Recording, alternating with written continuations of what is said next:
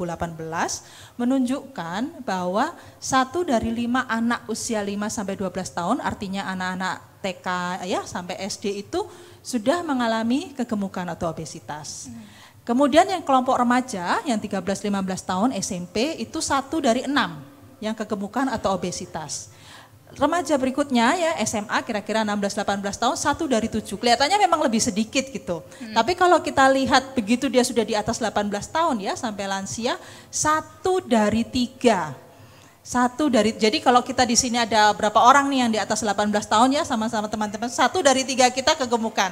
Dan saya mengakui saya juga termasuk di dalamnya ya. Jadi nanti di sini saya cerita bukan teori nih, kita perjuangannya sama-sama untuk berusaha mengatasi kegemukan dan obesitas. Itu Mbak, jadi situasinya kita sekarang. Iya. Terus Dok, aku juga penasaran nih ngomongin obesitas, sebenarnya orang itu masuk kategori obesitas kalau gimana, apakah saya obesitas atau gimana hitungannya sih Dok? Oke, baik sekali pertanyaannya ya.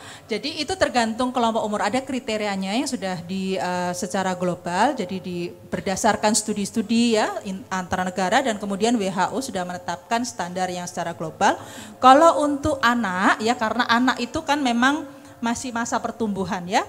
Jadi kita melihatnya adalah kalau berat badan anak ini lebih dari standar. Jadi WHO tuh punya standar nih, berat badan yang ideal berdasarkan umur. Ya, selain berat badan juga tinggi badan untuk anak ya. Nah, itu kalau dia berat badannya lebih dari 2 standar deviasi ya dari. Jadi kalau ada normal, garisnya bisa gambar bayangkannya ini ada garis normal, kemudian di atasnya ada garis yang lebih, kemudian ada garis lebih lagi. Kalau dia lebih dari 2 kali garis yang normal tadi, itu sudah namanya kegemukan. Kalau lebih dari 3 kali garis normalnya, itu obes. Itu kalau buat anak, karena mereka masih tumbuh. Jadi nanti setiap umur akan beda-beda ininya ya. Tapi kalau dewasa, ya jadi sekitar umur 18-an ke atas itu kan kita sudah kemungkinan besar sudah nggak naik lagi ya tinggi badannya ya, sudah ke samping aja kalau ada pertumbuhan gitu. Nah itu sudah standarnya sudah baku gitu. Kalau kita sudah 18 tahun ke atas tuh menggunakan body mass index atau indeks massa tubuh. Cara menghitung indeks massa tubuh itu berat badan dalam kilogram ya dibagi dengan tinggi badan dalam meter yang dikuadratkan. Ya nanti matematikanya gampang lah ya, cari di Google itu ada tuh kalkulatornya. Tapi yang jelas kalau kita tahu berat badan kita dalam kilo, masukkan aja tuh ada aplikasinya banyak di Google ya. Kemudian tinggi badan kita dalam meter masukkan, nanti otomatis akan diukur. Nah nanti akan keluar indeks namanya ya. Kalau yang normal, jadi antara 18,5 sampai 24,9 kita masih normal berat badan. Artinya kita berat kita normal ya. Tapi begitu sudah 25 sampai 29 kita mulai masuk kegemukan. Nah di atas 29 sudah obesitas, gitu ya. Nanti dihitung sendiri-sendiri silakan ya, habis dari sini. Jadi kalau kegemukan belum tentu obes, tapi kalau obes udah lewat dari gemuk. Gitu yes, jadi obesitas itu adalah tahap berikutnya dari kegemukan. Ya, jadi sudah lebih dan itu berarti resiko dia untuk penyakit-penyakit makin besar lagi seperti itu. Oke Dok, terus apa saja nih penyebab dari orang obesitas itu sih Dok? Oke. Kalau obesitas tuh gampangnya lihatnya gini ya, kegemukan dan obesitas tuh intinya adalah kalori yang masuk itu atau kalori yang keluar lebih sedikit daripada yang masuk. Jadi kita bayangin aja kalau kayak misalnya air gitu ya, atau balon, udah paling gampang balon ya. Kalau yang kita tiup itu lebih banyak ke dalam lebih banyak daripada yang keluar, itu kan makin lama balonnya akan makin besar seperti itu. Nah, sekarang pertanyaannya apa yang menyebabkan intake ya, maksudnya yang masuk ke dalam tubuh kita itu lebih banyak gitu ya. Dan kemudian apa yang bisa sebenarnya membantu supaya kalori yang ada di dalam tubuh kita keluar. Makanya faktor yang mempengaruhi berat badan ya yang merupakan ukuran utama dari kegemukan dan obesitas itu ada 2. Apa yang kita makan dan kemudian bagaimana aktivitas fisik kita. Walaupun bukan cuma 2 itu sih, sebenarnya ada juga, tapi yang 2 ini yang paling besar. Nanti ada juga pengaruh tidur, stres, merokok, itu juga sangat mempengaruhi manajemen berat badan. Nah, kalau saya boleh lihatkan slide berikutnya nih. Slide berikutnya nih ya. Tadi kan saya sebutkan ya salah satu faktor yang menyebabkan kegemukan obesitas itu adalah kita kurang aktif. Aktivitas fisik ini yang sebenarnya membantu untuk membakar kalori ya, istilahnya outletnya kita. Tapi nanti saya akan tunjukkan bahwa aktivitas fisik bukan hanya soal manajemen berat badan. Dia ada benefit yang lain termasuk untuk kesehatan mental kita. Tapi kita lihat dulu dong, ini sekarang kalau di Indonesia nih, 1 dari 3 orang ya yang usianya 10 tahun ke atas ya, mulai dari SD istilahnya, itu ternyata kurang aktivitas fisiknya. 1 dari 3 gitu. Jadi kalau kita punya ada 3 orang di sini, hanya ada 1 yang dia sedentari istilahnya. Gaya hidupnya itu lebih banyak station, diam gitu. Nah kalau kita breakdown berdasarkan kelompok umur, kita bisa lihat ini yang mungkin boleh menjadi perhatian kita bersama. Ternyata anak-anak usia 10-14 tahun sebagian besar itu kurang aktivitas fisik. Padahal mereka kan SD ya, harusnya banyak di situ. Tapi ternyata lebih dari 50% itu kurang aktivitas fisiknya. Remaja hanya 50% yang beraktivitas fisik baik. Orang dewasa 26-48 tahun masih oke lah ya, 26%. Tetapi ingat, kalau anak-anak ini makin besar nanti, kita akan mendapatkan orang-orang dewasa yang lebih banyak yang sedentary. Nah begitu lansia, sebenarnya nggak benar juga kalau ada yang bilang oh lansia duduk-duduk aja, enggak, lansia tetap harus aktif, sama nanti kita bisa lihatkan ya. Di sini sekarang ya berdasarkan data 2018 itu hampir 50% dia kurang aktif.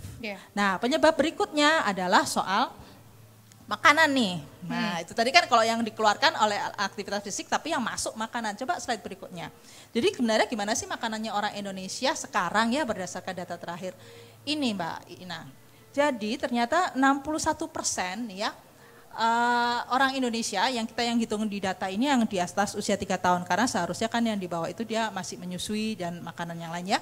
Nah yang di atas 3 tahun ini ternyata yang minum minuman manis lebih dari 1 kali sehari ya. Minuman manis itu bisa termasuk yang ada di gambar ini ya, termasuk yang lagi ngetren sekarang, juga makanan minuman yang ada di kaleng itu 61% mereka lebih dari 1 kali sehari. Nanti saya akan tunjukkan sebenarnya 1 kaleng soda itu berapa itu gulanya ya. Itu yang menyebabkan tinggi sekali masukan kalori kita. Belum lagi ditambah dengan lemak nih. Hampir 50% makan makanan berlemak tinggi ya, termasuk goreng-gorengan ya. Itu lebih dari 1 kali sehari. Nah ini jadi kita sayangnya nih berdasarkan data 2012 sebagian besar kurang aktif, tapi makannya tinggi kalori. Tinggi itulah gula. Kenapa gambarannya obesitas kita seperti itu ya. Obes lah ya, habis makan, habis lemak-lemak, habis gula-gula. Nah, sekarang saya mau tunjukin nih. Jadi udah ya, ini sampai kenapa kita makannya karena seperti ini. Terus sementara aktivitas fisiknya kita kurang. Jadi ya itu artinya kita lebih banyak menyimpan daripada yang dikeluarkan, nggak balance. Makanya kegemukan dan obesitas seperti tadi angkanya yang awal. Ya. Terus makanan yang seperti apa nih dok? Yang tadi apa sih? Contoh-contohnya kan tadi ada minuman manis, ada makanan berlemak. Sebenarnya batas manis dan batas lemak itu sehari itu kita seperti apa sih yang bisa diterima badan dengan sehat? Yang balance ya, yang seimbang. Kita sekarang kan selalu mencari yang seimbang. Ya, jadi kalau dari WHO nggak bilang jangan dimakan sama sekali, tapi ada beberapa jenis makanan yang kita sangat menyarankan sebaiknya tidak. Nah, sekarang kalau pertanyaan Mbak Ina tadi, jadi gimana dong supaya makanan kita itu seimbang ya, sesuai dengan kebutuhan gemuk, kita, gitu ya. Boleh slide berikutnya. Jadi yang perlu diperhatikan itu tentang asupan gula, lemak ya, lemak itu termasuk minyak di dalamnya, dan kemudian garam. Ya, kalau gula sebenarnya saran yang direkomendasikan tuh per hari. Ini untuk orang dewasa ya. Kalau anak akan lebih sedikit lagi. Jadi untuk orang dewasa itu maksimal 25 gram. 25 gram itu kira-kira seperti 6 sendok teh. Ini gambar sendok teh ya, bukan sendok makan. 1 sendok teh itu jangan salah sendok nih. Karena 1 sendok teh itu hanya sepertiga sendok makan. Jadi kalau 6 sendok teh artinya cuma 2 sendok makan, itu maksimal dalam 1 hari ya. Nah sekarang itu ya yang disebut gula di sini bukan cuma gula yang ketika kita pakai waktu kita nyeduh minuman itu aja, tetapi yang sudah ada di makanan minuman yang kita makan di luar itu. Contohnya kalau kita minum soda nih, 1 kaleng minuman soda, nggak usah disebut merek-mereknya ya, rata-rata nih ya, rata-rata itu kadar gulanya kalau kita teman-teman coba baca labelnya itu setara dengan 10 sendok teh gula. Sekarang sebenarnya standarnya yang sehat itu maksimal 6. Jadi kalau sudah minum 1 itu harusnya sudah pahit semua ya sepanjang hari. Jangan lagi ditambah gula. Jangan juga makan karbohidrat karena itu juga sumber gula gitu. Nah jadi kalau makan itu 1 kita boros jadinya. Boros dengan kuota gulanya. Lalu kalau saus-saus nih, terutama yang saus yang produksi komersial ya. Nah itu 1 sendok makannya itu mengandung 1 sendok teh gula. Artinya kalau kita makan saus ini sudah sampai 6 saset, sudah selesai, habis kuota kita seharusnya. Gula habis hari ya, nah belum lagi 1 Mbak nih, karena kita bulan puasa nih, kan sangat identik dengan makanan pembuka puasa ya, yang kita paling suka kolak antara lain. Ya. Nah kolak ini coba ya nanti dicoba dilihat resepnya. Kalau yang enak, yang leker banget gitu, itu 1 porsinya, 1 mangkok kecil itu hampir 50 gram gulanya, 12 sendok teh. Nah, jadi sebenarnya jatah 2 hari itu habis di 1 mangkok ya, kayak gitu. Nah, itu yang gula. Sekarang coba kita lihat yang lemak. Boleh slide berikutnya. Yang lemak nih seharusnya rekomendasi WHO ya, itu asupan lemak kita maksimal 30% dari kebutuhan energi harian. Ya. Jadi sehari kita tuh memang tetap butuh energi badan kita ya untuk kita bisa berfungsi dengan baik. Nah rata-rata untuk orang dewasa kebutuhan energinya itu 2.000-2.500 per hari kalori ya. Kalau dia anak-anak bisa agak lebih tinggi karena anak masih ada pertumbuhan. Jadi kebutuhannya agak lebih tinggi dari itu. Juga untuk ibu hamil menyusui seperti itu. Tapi kita ambil aja potongannya 2.000-2.500 tuh. Ya. Artinya lemak tuh nggak boleh jadi. Kalau kita gini Mbak, 1 gram lemak itu mengandung 9 kalori. Okay. Nah hitungnya nanti ya, kalori. Sekarang lemaknya, kalori dari lemak nggak boleh lebih dari 30% yang 2000 itu. Saya kurang baik sih matematikanya. Artinya nggak boleh lebih dari 600 ya. Nah kalau 1 gram lemak itu 9 kalori, berarti berapa tuh nanti hitung berapa gram 100. Lemak maksimal yang boleh kita intake kita.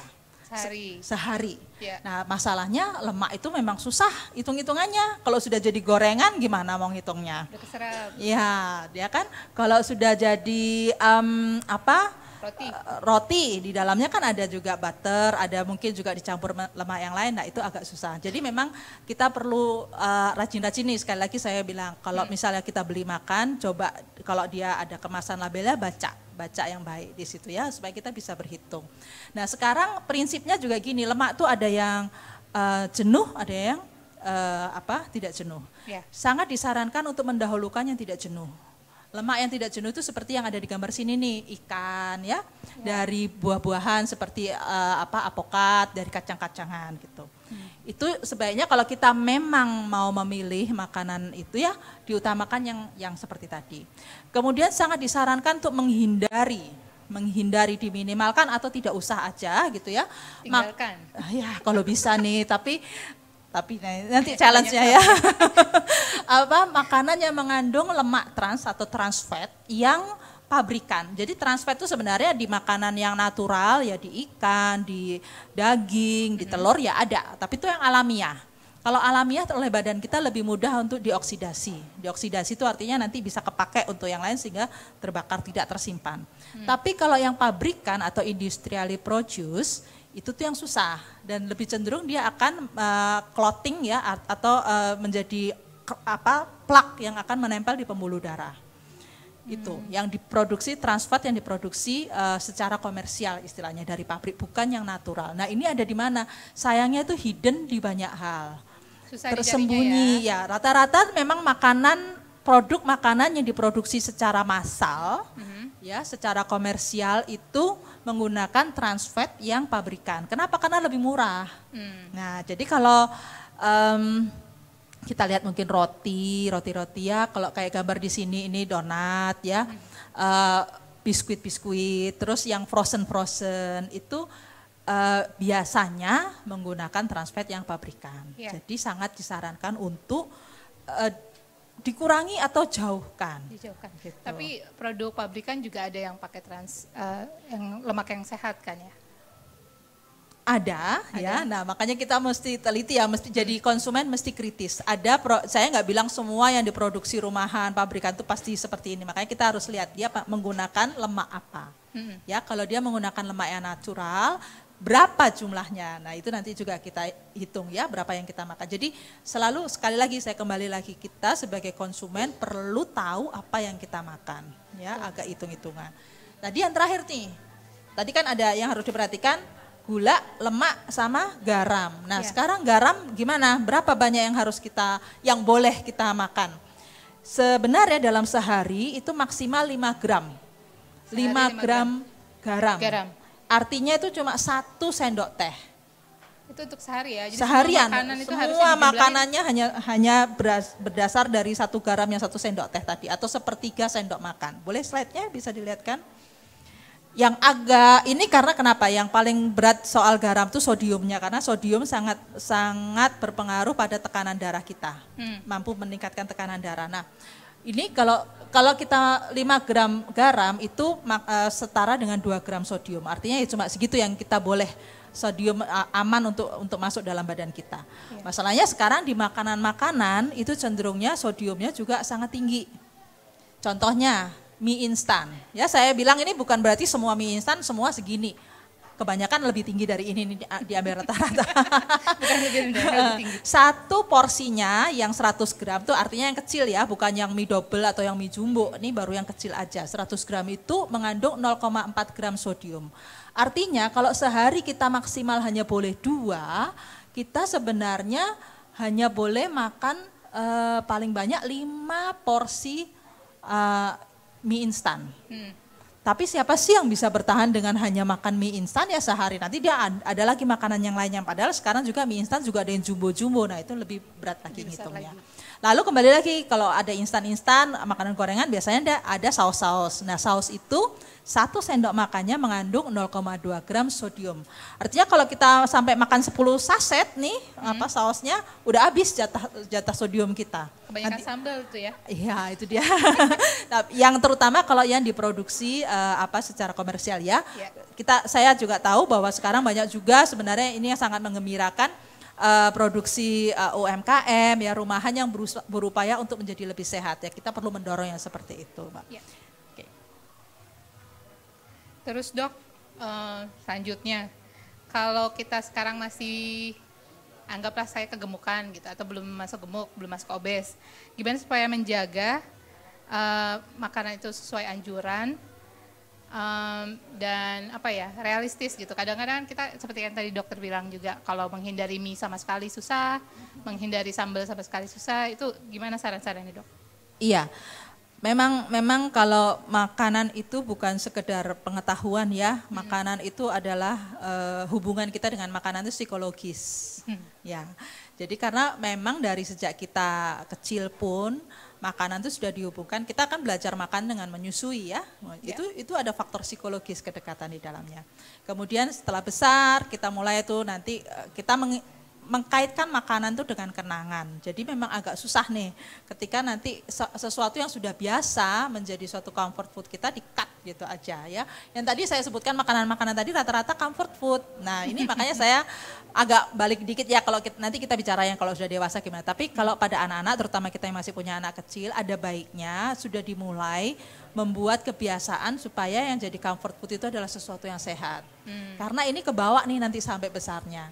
Mengubah itu lebih berat ketika sudah dewasa ya. Jadi kalau misalnya dulu tuh kalau lagi sedih anaknya dikasihnya es krim. Kelamaan nanti sampai besar gitu juga, ketika dia lagi stres yang dicari itu gitu. Karena itu juga terjadinya sama saya seperti itu. Dan kita fighting itu agak lebih berat. Ya, kalau memungkinkan dari masa kecil udah diatur, dibuat supaya makanan yang menyamankan itu adalah yang sehat, yang dari rumah seperti itu. Nah, sekarang kalau tadi kan bicara tentang intake-nya nih, intake-nya memang harus dibatasi ya, dengan serela-relanya seperti itu. Bagaimana caranya ya? Ini nanti puasa ini membantu kita, karena sebenarnya kita berhenti 12 jam itu seperti restarting gitu ya, harusnya bisa untuk restarting habit. Nah, penyeimbangnya apa? Aktivitas fisik. Jadi aktivitas fisik itu perlu diperhatikan. Sekarang aktivitas fisik yang diperlukan seperti apa sih supaya sehat? Boleh slide? Ya, Untuk orang dewasa, Mbak Ina dan rekan-rekan sekalian, itu sangat disarankan itu kita lihat nanti ya, aktivitas fisik itu minimal 150 menit per minggu. Tapi ini mau lihat dulu nih ya, tadi saya sebutkan nih, aktivitas fisik itu bukan cuma masalah bakar kalori atau untuk manajemen berat badan, lebih dari itu. Dia juga membantu regulasi gula, makanya sangat disarankan kalau habis makan, kita ada aktivitas fisik ringan, membantu badan kita untuk meregulasi makanan yang tadi masuk tuh, gulanya, lemaknya ya, dan tekanan darahnya. Habis makan nggak boleh tidur ya? Ya, jadi jangan sampai food coma ya, rata-rata kalau makan, apalagi nih kalau habis buka puasa, nanti bentar lagi buka puasa, makannya agak lebih, terus mulai ngantuk kan, itu namanya food coma, jangan sampai gitu ya, dikit aja, supaya sempat jalan dulu sedikit gitu ya, supaya bantu nih badan kita agak kaget kan, seharian udah kosong, tahu-tahu di load seperti itu, nah bantu dengan kita gerak sedikit ya, supaya bantu. Nah, tapi lebih dari itu, sebenarnya aktivitas fisik itu juga membantu untuk menjaga massa otot sama massa tulang kita supaya tidak cepat hilang. Dengan bertambahnya umur, memang massa otot dan massa tulang itu secara normal memang hilang gitu ya. Tetapi sebenarnya itu bisa kita cegah supaya tidak cepat. Kenapa kalau otot sama tulang, terutama kalau tulang nih sama perempuan, kita osteoporosis kan gawat juga, nanti gerak sedikit patah seperti itu ya. Massa otot yang hilang itu menyebabkan kita makin gampang juga jadi kegemukan dan obesitas. Oh gitu ya? Ya, karena sebenarnya pembakar kalori yang paling efektif tuh otot gitu. Jadi kalau orang berotot lebih gampang bakar kalori gitu bisa lihat ya, nggak usah disebut namanya, yang orang-orang yang sangat berotot tuh makannya bisa banyak-banyak, tapi dia segitu aja gitu kan. Nah, semakin kita ototnya habis gitu ya, makin dikit, makin gampang makin susah untuk mengoksidasi dari lemak itu. Jadi depositnya makin gede aja gitu. Itu makanya seringkali kan ada yang bilang, aduh kalau udah umur 50-an minum air aja jadi lemak gitu ya. Seperti itu kira-kira, tapi itu karena kecenderungannya itu memang massa otot menghilang ya secara natural. Makanya perlu tetap aktivitas fisik supaya massa otot tidak cepat hilang. Ya, nah lebih dari itu terutama untuk orang dewasa, orang yang sudah lansia tetap perlu di aktivitas fisik dari muda ya, supaya di lansianya kita mengurangi kemungkinan kita mengalami masalah-masalah sendi. Jadi membantu kita tetap mobile walaupun sudah lansia, karena mobilitas itu sangat penting. Dan kemudian yang tidak kurang pentingnya itu adalah aktivitas fisik membantu kita mengurangi gejala-gejala dari depresi dan kecemasan. Jadi membantu kita untuk menjaga kesehatan mental. Makanya kan seringkali kalau udah lagi stres, udah drop aja, jalan-jalan sedikit gitu. Itu memang secara fisiologis membantu kita. Healing ya dok? Healingnya nggak usah mahal-mahal ya, jalannya sekitar taman aja gitu ya, seperti itu. Nah kemudian, ini kalau tadi dibilang ya ngurangi manis-manis, ngurangi garam, ngurangi lemak. Jadi gimana nih yang sehat ya? Kalau tadi suruh kurang-kurang, sekarang jadi apa yang boleh banyak? Air putih boleh banyak. Air putih. Kalau terutama waktu puasa. Nah, sangat disarankan yang tadi tuh yang kayak yang manis-manis itu nggak usah lah ya, karena itu melebihi dari kuota gulanya kita gitu ya. Dan kemudian kafein baiknya juga dihindari dulu, karena kafein dari teh maupun kopi itu menyebabkan dehidrasi. Padahal kita kan kalau puasa agak panjang sehari itu resiko dehidrasi kita sebenarnya cukup tinggi. Jadi dahulukan minum air putih. Kemudian jaga cukup waktu untuk tidur. Ngerti sih memang lebih mudah diucapkan daripada dilakukan ya. Untuk waktu tidur, karena kita habis makan tadi ya, kalau langsung tidur juga nggak mungkin gitu kan. Terus habis itu nanti pagi-pagi udah harus bangun. Tapi yang bisa kita tetap bisa mencoba melakukan supaya kita tetap punya waktu tidur yang cukup, yaitu malam upayakan untuk mengurangi screen time. Karena masa screen time kita ya ngelihat HP atau komputer itu membuat kita terlalu waspada, jadi lebih susah tidur. Jadi kalau memungkinkan upayakan untuk tutup itu supaya kita bisa tidur, sehingga nanti pagi waktu bangun sahur juga masih bisa gitu, masih seger ya, nggak mengurangi waktu tidur kita. Yang terakhir tapi tidak kalah penting ya, masa puasa itu sebenarnya sangat baik untuk kita mau berhenti merokok atau membantu teman atau keluarga kita yang mau berhenti merokok. Kenapa? Karena kan selama 8 sampai 10 jam enggak merokok nih. Badan kita tuh sebenarnya sudah mulai melakukan habit baru gitu ya. Dan kita bisa lihat di sini ada benefit-benefitnya. Dia nanti 8 jam berhenti merokok itu sudah kadar oksigen sudah membaik ya, kadar monoksida yang tidak baik di dalam darah sudah turun, kemudian tekanan darah sudah turun. Nanti semakin 2 hari gitu ya, tidak merokok sama sekali, itu semua paru-paru juga lebih baik ya. Dan kemudian kita pada dasarnya kualitas hidup menjadi lebih baik. Nah, sebenarnya manusia tuh rata-rata nih, makanya kalau perubahan perilaku tuh butuh tuh 2 minggu aja asal konsisten gitu ya. Kalau misalnya memang mau kita mau bantu berhenti merokok, coba deh. Kalau sudah puasa, nanti waktu setelah buka puasa terusin aja, nggak usah ngerokok gitu. Jangan sebat ya. Ya, jangan sebat-sebat juga, berhenti aja sama sekali. Nanti insya Allah sih sebenarnya dalam 2 minggu sudah bisa untuk dibiasakan merokok. Ya, tapi memang susahnya, jadi kayaknya yang lagi ditunggu tuh itu ya. Jadi ini sangat disarankan untuk berhenti. Kenapa? Karena sebenarnya itu masa yang sangat menguntungkan buat kita, puasa ini untuk menjadi sehat, memberikan kesempatan pada badan kita untuk melakukan regulasi kembali kepada yang keseimbangan yang semula seperti itu. Saya ada pertanyaan soal aktivitas fisik tadi Dok. Tadi kan sebaiknya kita tetap aktivitas nih, tapi kalau lagi bulan puasa begini, kira-kira contoh-contoh aktivitas fisik yang bagus, bermanfaat, tapi tidak memberatkan fisik kita seperti apa Dok? Ya, pertanyaan yang baik sekali. Biasanya nanti tanya terus kapan juga nih sempatnya. Kalau pas ya memang tidak mungkin ya Pak. Biasanya ya kalau masa-masa di luar masa puasa kan kita sering lihat orang pagi ya sebelum berangkat kantor kayak gitu jogging seperti apa. Itu bagus kalau bisa dilakukan, akan tetap bagus. Ada orang-orang yang walaupun dia berpuasa dia tetap bisa jogging, fine, that's great. Tapi minimum yang sangat disarankan setelah sebelum ini ya, kita punya budaya yang baik nih di Indonesia, namanya ngabuburit, ya.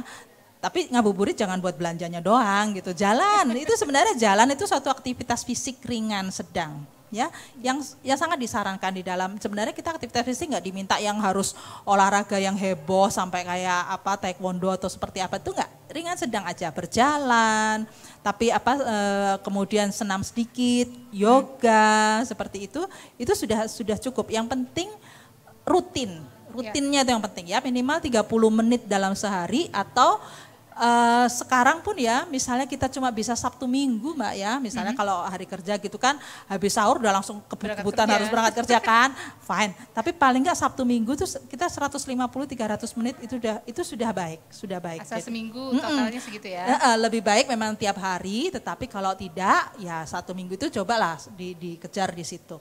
Dan kemudian aktivitas fisik itu juga tidak harus suatu bentuk kegiatan yang terpisah sama sekali dari hari-hari.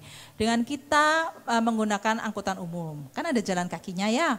Kemudian ganti-ganti sedikit aja, misalnya kantornya di lantai 8, naik liftnya sampai 5, 3 lantai terakhir ini aja jalan kaki, itu sudah bisa ya.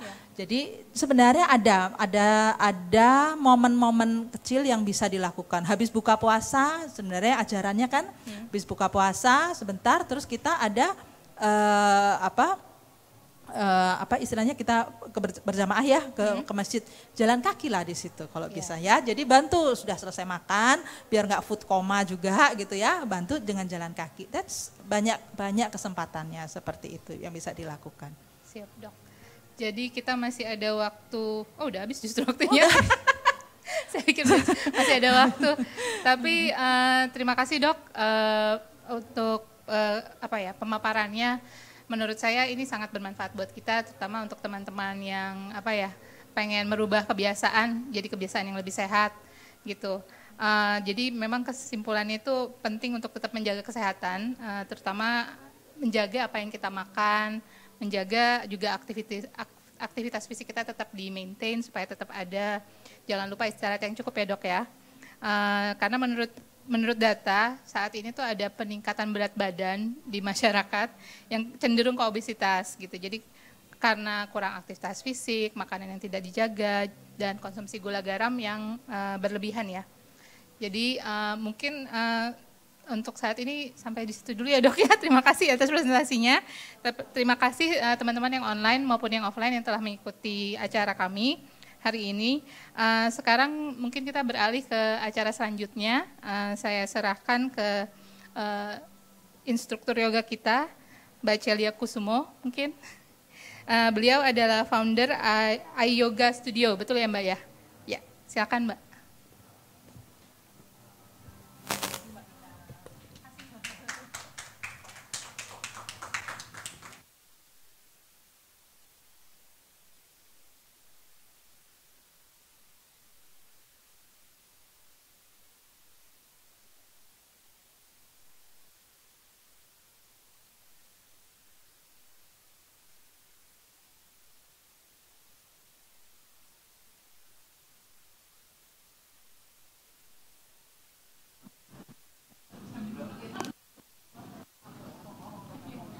Yuk. Cek.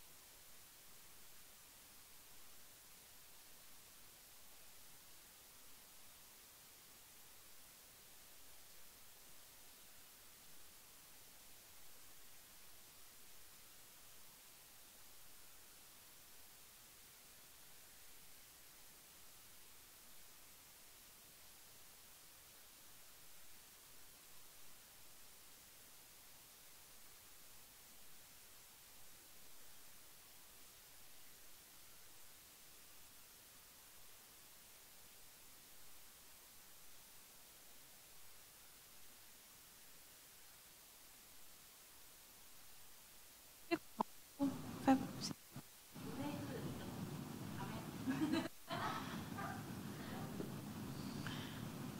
Menghindar kamera ya. Hello. Oke.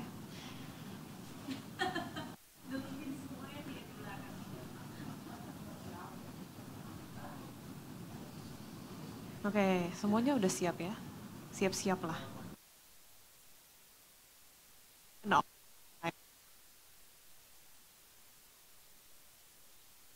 Juga pakaiannya di rumah, pakaiannya lagi berdasar kali atau nyaman.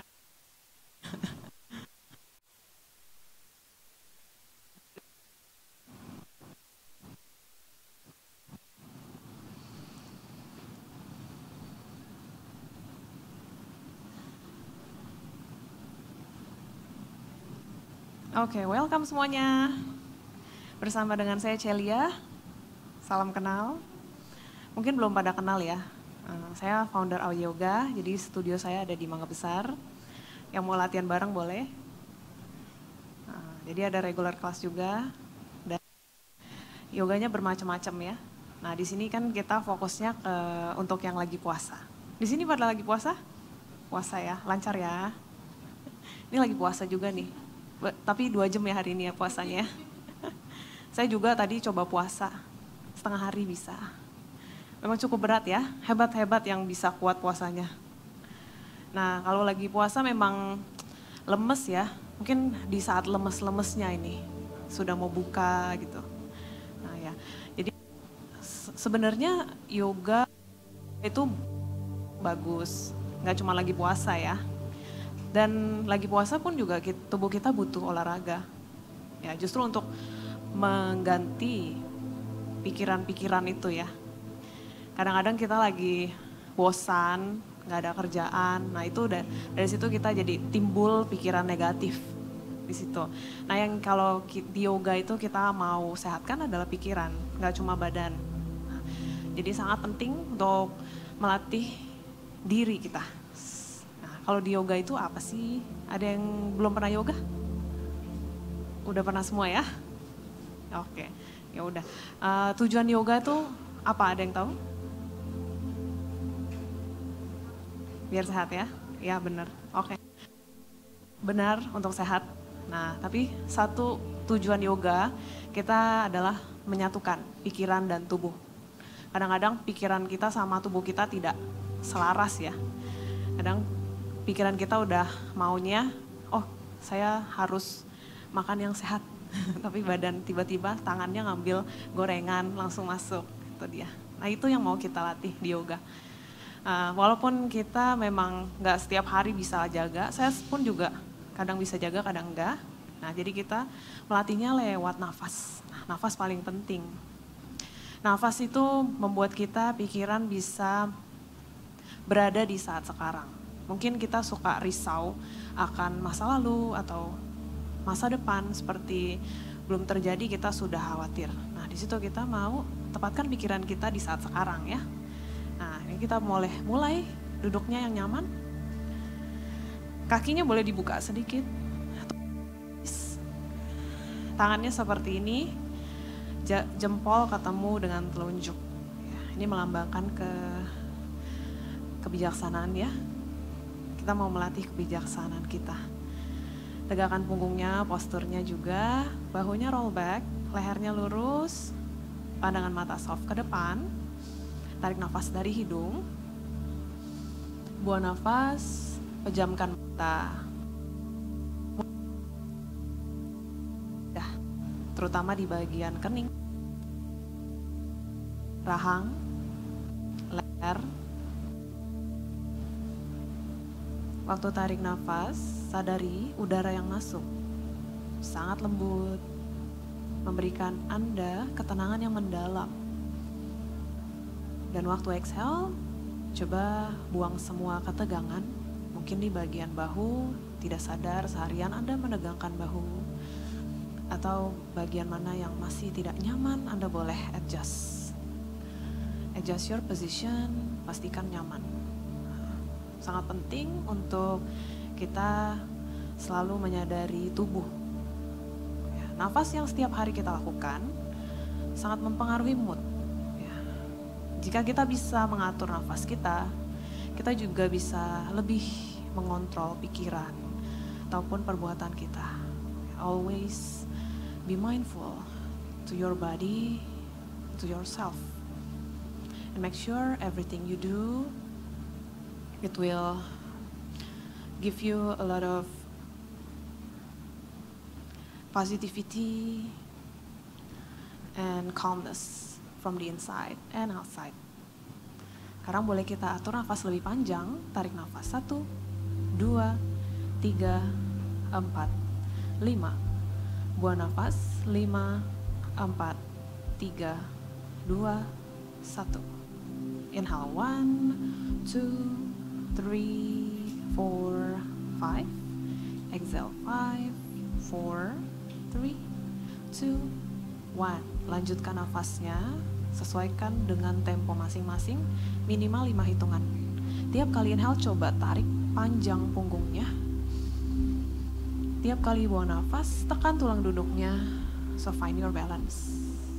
Tetap jaga nafasnya panjang, selama kita latihan yoga, nafasnya jangan ditahan. Paling penting itu terus mengalir ke seluruh tubuh. Perlahan-lahan inhale, buka tangan dari samping, satukan di atas kepala. Exhale, tangan ke depan dada, chin to your chest. Buka lagi kedua mata, welcome back, namaste. Ya, feels good right? Menyatu dan seharusnya ganti kaki di untuk lebih energize di area punggung, tangan letakkan di lutut, shoulder roll back, dorong dadanya ke arah depan, contract your upper back. Exhale, tonjok masuk perutnya, lihat ke arah perut, rasakan di bagian punggung Anda memanjang. Inhale lagi, tarik dadanya, punggungnya angkat, boleh lihat ke atas. Exhale rounding, rilekskan leher, rilekskan kepala. Tarik nafas, panjangin punggungnya, lihat ke arah atas. Dan buang nafas. Arahkan pandangan matanya ke perutnya.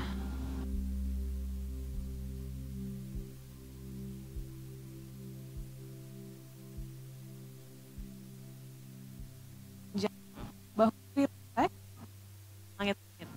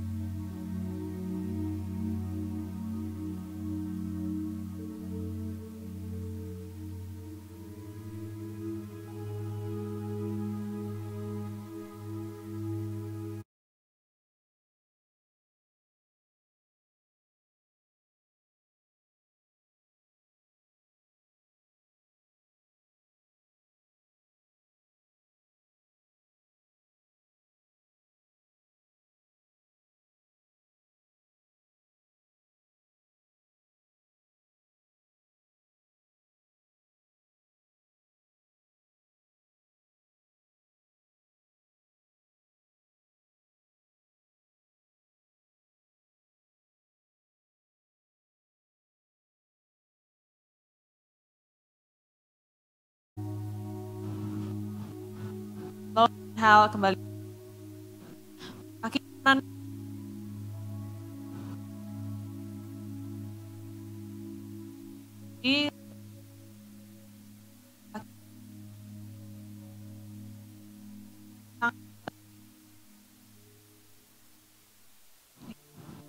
Side bend ke arah kanan.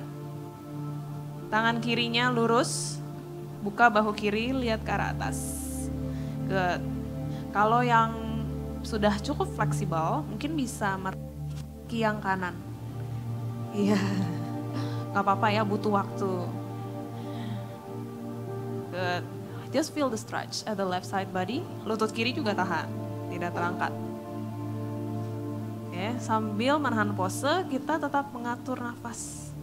Oke, selalu sadari leher jangan tegang, supaya nafasnya lancar. Ya.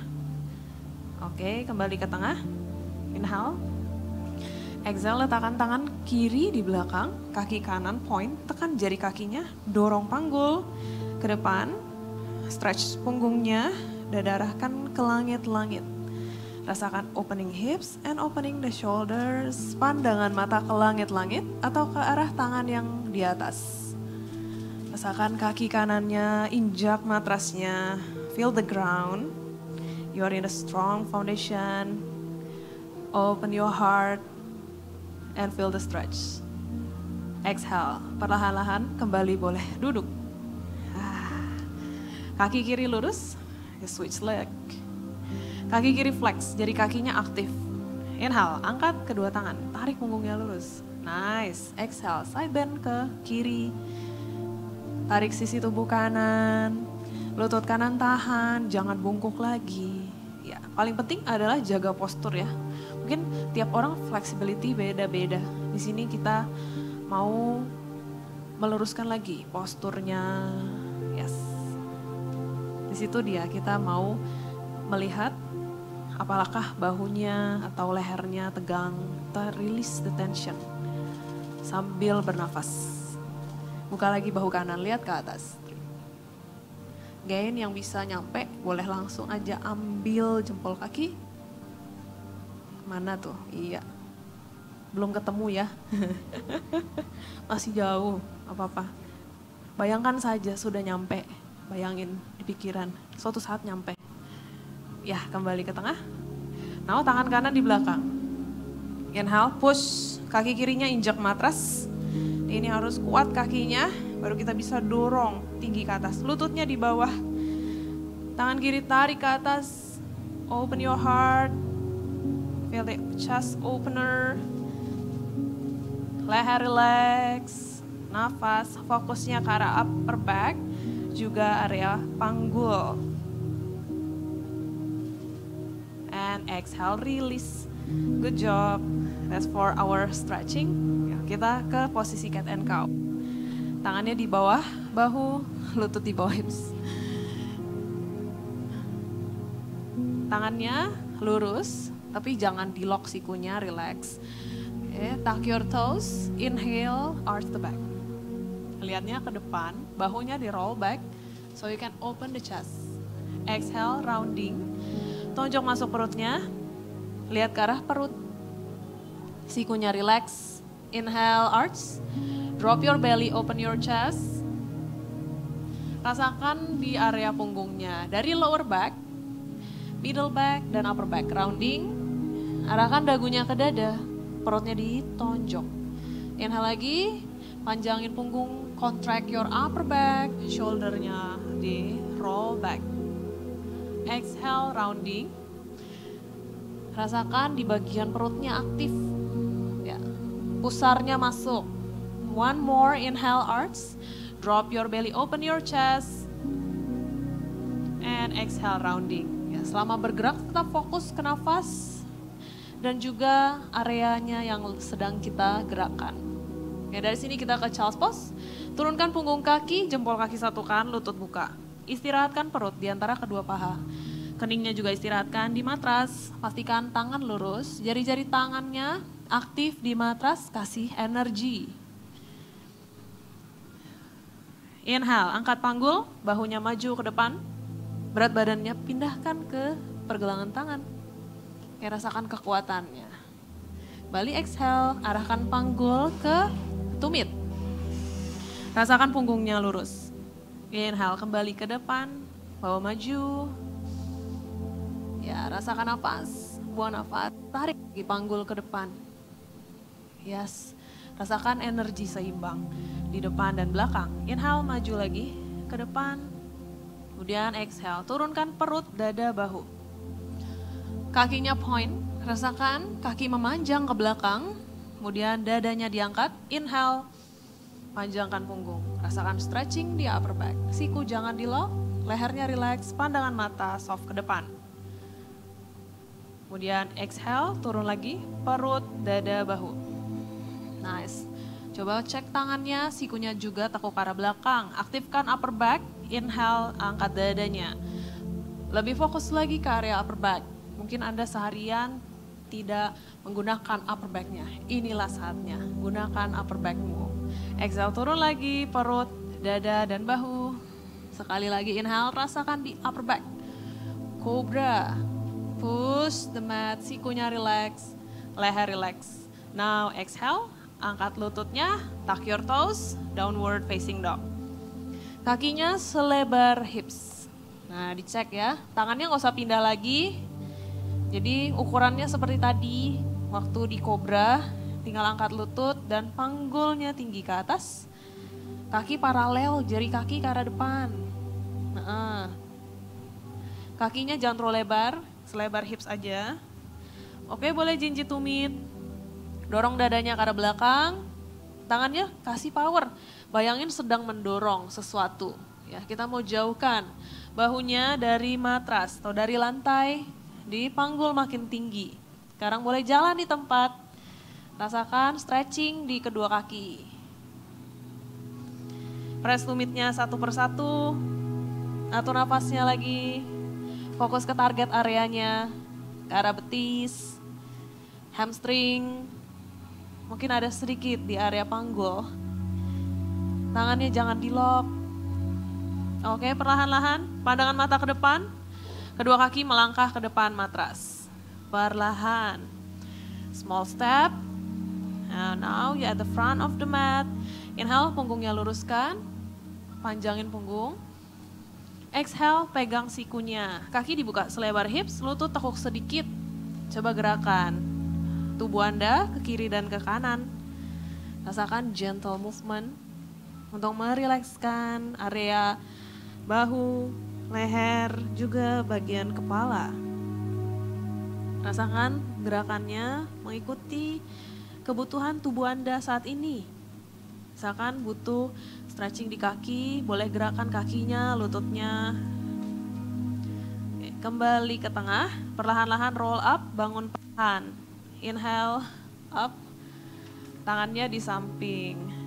Oke, waktu berdiri rasakan kakinya grounded ya. Jadi kaki matras, kuatkan betis, paha, perut. Sekarang kita sedang berdiri tegak. Tarik nafas panjang dari hidung. Angkat dua tangan, satukan di atas kepala. Buang nafas, turun perlahan. Kaki kanannya mundur ke belakang. Turunkan lutut kanan. Yes. Lihatnya ke depan, inhale. Panggul serendah mungkin. Exhale, turunkan kedua tangan. Kaki kiri mundur ke belakang. Lututnya di bawah, bawa maju bahunya ke depan. Buang nafas, turun, panggul, perut, dan dada. Inhale, cobra, shoulder roll back, dada angkat. Kembali, exhale, tekan bola kaki, angkat lututnya, down dog. Kembali jalan di tempat, rasakan nafasnya mengalir masuk dari hidung, perutnya aktif. Lihatnya ke depan, melangkah kaki kanan ke depan matras. Kakinya jangan dibanting, always mindfully. Inhale, lihat ke depan, dada angkat. Yes, posisi kaki di antara kedua tangan. Kaki kiri melangkah ke depan pelan-pelan. Inhale, dada angkat setengah, punggung lurus. Exhale, peluk kakinya. sayangi kaki Anda. Inhale, roll up, panjangkan punggungnya. Move your spine from lower, middle, and upper back. Tangannya tarik tinggi ke atas, like you want to reach the sky. Exhale, turun lagi perlahan, lutut boleh tekuk sedikit. Rasakan setiap otot yang Anda rasakan untuk di stretch. Inhale, flat back, dada angkat setengah, tangan di tulang kering. Turunkan tangan, kaki kiri mundur ke belakang. Sejauh mungkin ya. Yes. Ayo, gunakan semua tenaganya, sisa tenaganya. Kita habiskan. Inhale, dada angkat. Turunkan tangan, kaki kanan mundur. Plank, shoulder maju. Exhale, turun perlahan, tekuk siku. Inhale, cobra, shoulder roll back.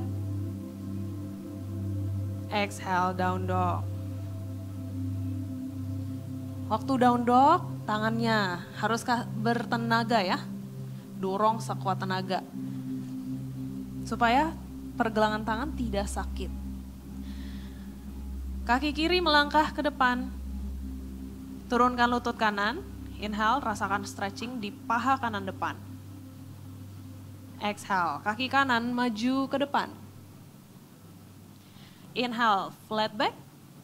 Dada angkat setengah. Exhale, peluk kakinya. Inhale, roll up, panjangkan punggung. Now exhale, Tadasana Samatiti. Apa kabar? Lumayan panas ya? Oke, kita buka kaki yang kiri mundur, belakang. Ya, stretching di kaki ya. Jadi kaki kanan lurus, jari kaki ke arah depan, kaki yang kiri 90 degree. Kira-kira 2,5 langkah lah, ya, tidak terlalu jauh. Tangannya luruskan, badannya satu garis, panggul dan bahu. Perut masuk, tarik tangan kanan, lurus ke depan. Exhale, boleh turunkan tangan kanan, cari tulang kering. Tangan kirinya jangan drop atau lemes. Kasih energi ke arah atas. Juga kakinya kuat, kedua kaki ya, jangan salah satu doang. Kalau di yoga fokus ke seluruh badan. Nah, fokusnya di mana? Kaki, tangan, perut aktif lagi, dada angkat lagi, perut masuk. Nah, ini kurang punggungnya. Ya. Naik dikit, boleh. Jadi kita tidak memaksa untuk turun, tapi mau rasain stretching di panggul kiri. Putar lagi bahu kiri. Nafas, hidung ke hidung. Yang bisa ujai, gunakan nafas ujai. Good. Oke, pelan-pelan. Perutnya aktifkan, baru bangun. Iya. Gunakan otot core. Kaki kanan tetap lurus. Nah, sekarang kaki kirinya putar ke depan. Nah, jadi jari kaki kiri 60 derajat kira-kira. Angkat tangan kirinya. Panjangkan dulu punggung, exhale. Turunkan tangan kiri di tulang kering. Angkat tangan kanannya. Yes. Coba. Kakinya harus kuat. Seperti akar pohon, injak kakinya. Nah, ini jempol kaki injak. Gemeter dikit. Iya, oke. Udah lemes. Itu dia. Yuk. Perut masuk lagi. This is your challenge. To keep the focus. 3. Good. 2, lututnya jangan di-lock. Iya. Twist more. 1 napas lagi ya. Inhale. Good. Exhale, release. Oke. Rasanya kayak 1 jam ya nahannya. Oke, kembali ke depan. Sekarang supaya tidak bongkok nih. Kakinya lurusin aja. Jadi tadi 60 derajat, sekarang paralel. Panggul kiri putar ke depan. Tangannya di belakang. Ya, tangan boleh seperti ini, kepalan tangan, atau satukan telapak tangan. Nah, bahunya jangan bungkuk. Open the shoulders. Yes, bagus. Nah, ini buka lagi. Kakinya dua-duanya grounded. Ya, merasakan dadanya angkat. Baru exhale, maju ke depan. Arahkan perut ke paha. Nggak jinjit. Kakinya nggak naik, iya. Badannya aja turun. Tekuknya dari bagian panggul. Bahunya sejajar. Sikunya tarik ke belakang, pandangan mata lurus ke bawah depan. Kedua kaki kasih power. Nice, dadanya angkat lagi. Iya, bahunya roll back lagi. 3, nafas, 2, and 1. Oke, kedua tangan letakkan di bawah. Pelan-pelan angkat kaki yang kiri. Balance. Ya, sedikit challenge. Yes, good. Tangannya boleh sedikit ke sini. Yes. Waktu naik kaki yang belakang, badannya jangan turun. Ikut naik dikit dadanya. Jadi kayak timbangan ya. Kakinya yang belakang tendang, dadanya tarik ke depan. Tendang. Bayangin, tumitnya tendang. Ya, good. Tendang kakiku ya. 3. Dada angkat lagi, perut aktif. 2. Jangan menekan tangan. And 1, release. Oke, turun kakinya ke depan. Relax, nafas. Almost done. Almost buka puasa. Inhale up, angkat kedua tangan. Panjangkan punggung. And exhale. Oke, masih ada satu sisi ya. Kakinya ada 2. Oke, sama posenya. Udah tahu dong ya. Lakukan lebih dengan mindfulness ya. Kaki yang kiri depan, kanan mundur. Sama jaraknya ya. Kira-kira ya 2,5 langkah. Ya, oke. Badannya arahnya ke sana. Nah, madep ke arah kanan. Oke, kedua kaki balance. Perut masuk, dada angkat, bahunya relax. Tangan luruskan. Kemudian tarik tangan kiri ke depan. Panjang, baru tangan kirinya terserah mau turun. Nah, yang penting fokus panjangin sisi tubuh kanan. Ya, relax ya. Tapi kakinya kuat ya, badannya relakskan aja. Putar lagi perut. Iya, bagus. Banjir ya. Berarti bagus nih, latihannya kamu lakukan dengan baik. Ya, lututnya jangan di-lock, relax. Iya, bahunya putar lagi. Iya. Good. Kakinya injak. Nafas, 3. Perut, 2. Iya. 1. Oke, bangun. Great job. Kaki kanan, putar 60 derajat. Ingat gak gerakannya apa? Kan gak fokus ya semua. Itu salah satunya. Tidak menyatu pikiran dan tubuh. Tangan kanan up. Lengthen up. Exhale, letakkan tangan kanan di punggung kaki atau di luar kaki kirinya. Nah, lutut kiri jangan di-lock, jempol kaki kiri press, pahanya kuatin, perutnya masuk, di-twist lagi, bibirnya jangan digigit, senyum, nafas, 3, 2, 1, good. Nah, itu dia. Kalau di yoga harus balance, jangan berat ke bawah. Di tangannya juga harus kasih power. Kaki yang belakang putar ke arah depan. Sana, paralel. Ya, jadi kenapa harus paralel? Biar balance berdirinya ya. Terus juga paling penting kaki dulu kuat, baru kita lanjutkan. Tangan di belakang boleh kepalan tangan atau satukan telapak tangannya. Yang penting bahunya di roll back.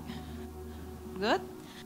Leher relax, tarik nafas, perut masuk, buang nafasnya, tekuk dari bagian sini, maju ke depan. Iya. Good. Can go slowly and feel at your upper back. Nah, upper back-nya di-contract lagi, sikunya tarik lagi ke belakang.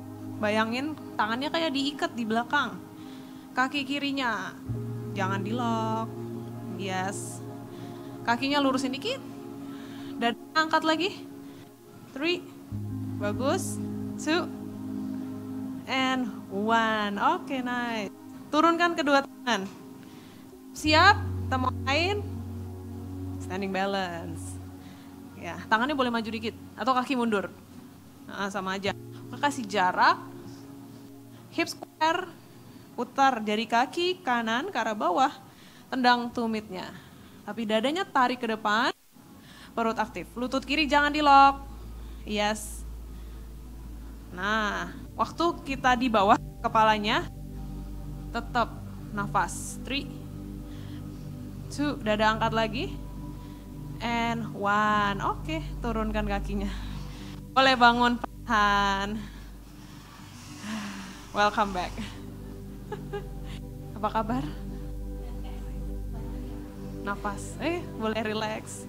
Gerakan bahunya atau kakinya tegang ya. Ini biar kita lebih energize. Sekarang kaki kanan buka ke samping. Panggul dibuka, dada angkat.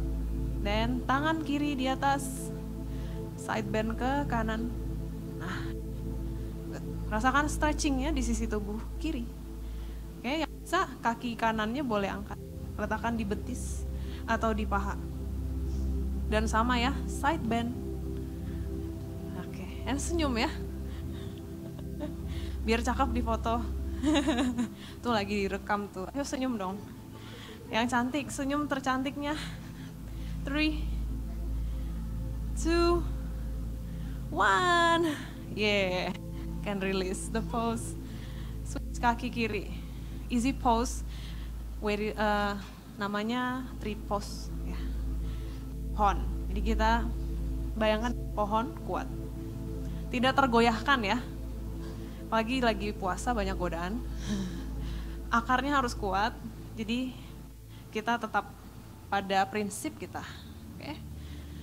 Lakukan yang terbaik. Pilih option 1, 2 atau 3. Dan side bend. Tarik. Ayo buka lagi bahunya. Berikan stretchingnya di sini. Balance. Nice. Jangan lupa yang cantik. 5, 4, bagus nih. Tegak. 3. Nafas. Jangan tahan nafas. 2. And 1. Oke, release. Good. Relaxkan kaki. Turun nafas panjang. Oke, sekarang tangannya di sini ya. Dorong panggul ke depan. Mungkin seharian duduk di kantor atau tidak paham ngapain seharian ya, pasti lupa.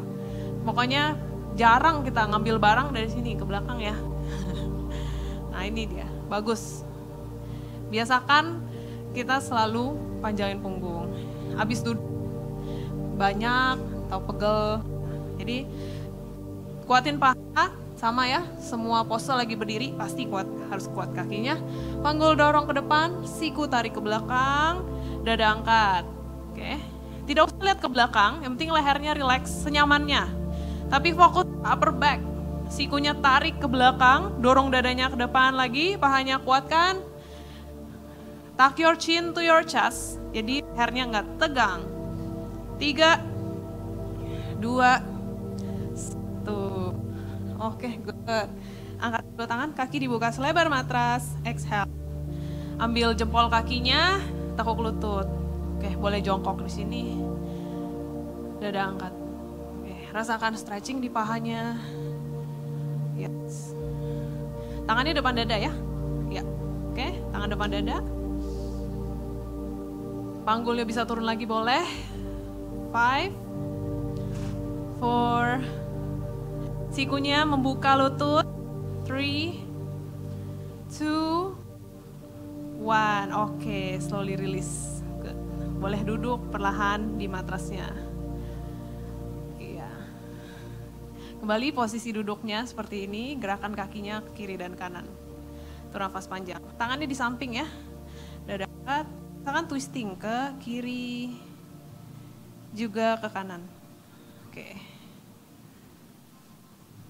Kembali ke tengah, rasakan nyaman di area panggul, area upper back. Pokoknya seimbang ya. Ada strengthening, ada stretching, ada juga mager-magernya. Tenang, pose yang ditunggu-tunggu ntar. Save the best for the last. Kembali ke tengah. Oke, kaki luruskan. Angkat kedua tangan. Bisa tegak semuanya, lurus punggung. Kaki flex. Jadi kaki diangkat. Dorong dadanya ke depan. Tangannya di sebelah telinga. Gitu. Jadi lain kali kalau tangan setinggi mungkin ya. Jangan ragu-ragu, angkat tangan. setinggi mungkin. Kasih power sampai ujung jari tangan. Tahan dulu di situ. Perut masuk. 3, 2, 1, maju. Sekarang maju. Posturnya dijaga. Iya. Jangan bungkuk lagi. Good. Tahan di situ. Oke, relax, relax. Tarik tangannya, baru maju. Lihat ke depan, ke jari kaki. Oke, mungkin nggak semuanya nyampe. Kalau nggak nyampe, taruh tangannya di sini boleh. Ting panjangin dulu, punggung panjang, baru. Nah, itu nyampe, good. Panjang lagi punggungnya, dada angkat. Iya, ini masih nekuk nggak apa-apa. Yang penting lurus punggungnya.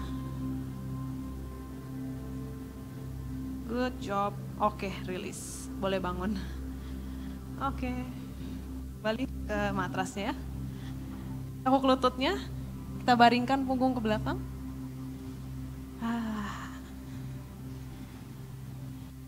Nah, boleh istirahat di sini. Jika ada yang memiliki masalah di lower back, boleh tetap tekuk lututnya. Tangannya di samping, telapak tangan ke arah atas. Kemudian pastikan seluruh punggung Anda menempel di matras. Dari lower back, middle back, dan upper back-nya.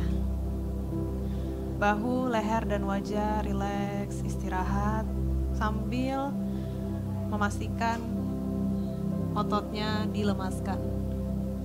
Nafasnya biarkan nafas natural, biarkan tubuh Anda bernafas sesuai kebutuhan Anda. Juga istirahatkan otot perut, biarkan mengembang dan mengempis secara natural.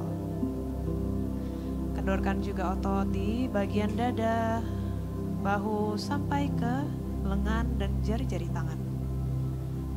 Seluruh tubuh Anda lemas, tidak bertenaga.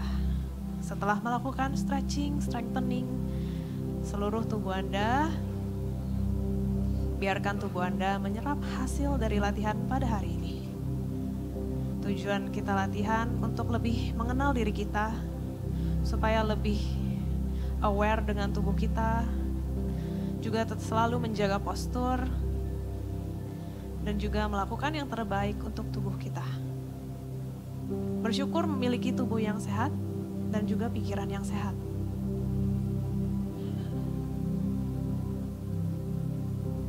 Perlahan-lahan boleh panggil lagi kesadaran Anda, gerakan jari-jari kaki.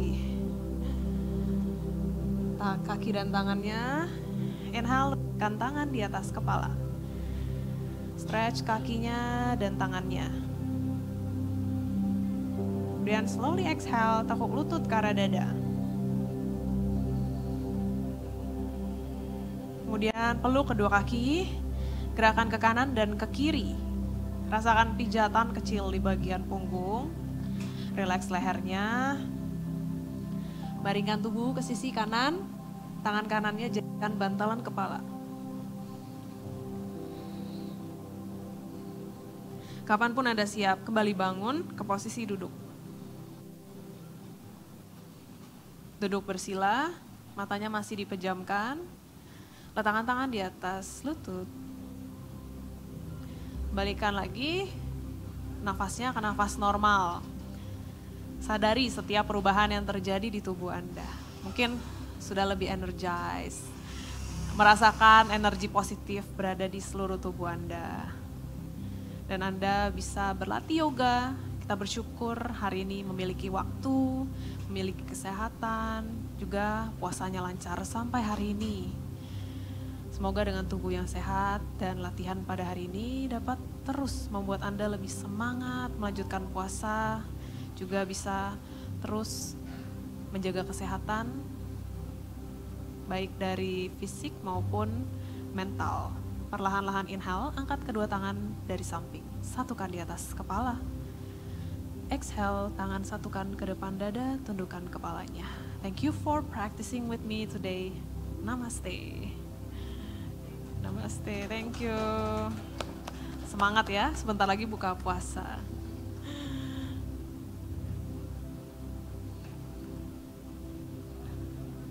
Oke, terima kasih yang udah join hari ini. Terima kasih yang sudah join di rumah. Ya, semangat terus puasanya sampai dengan hari Lebaran. Ya. keep healthy in the mind and your body. Namaste.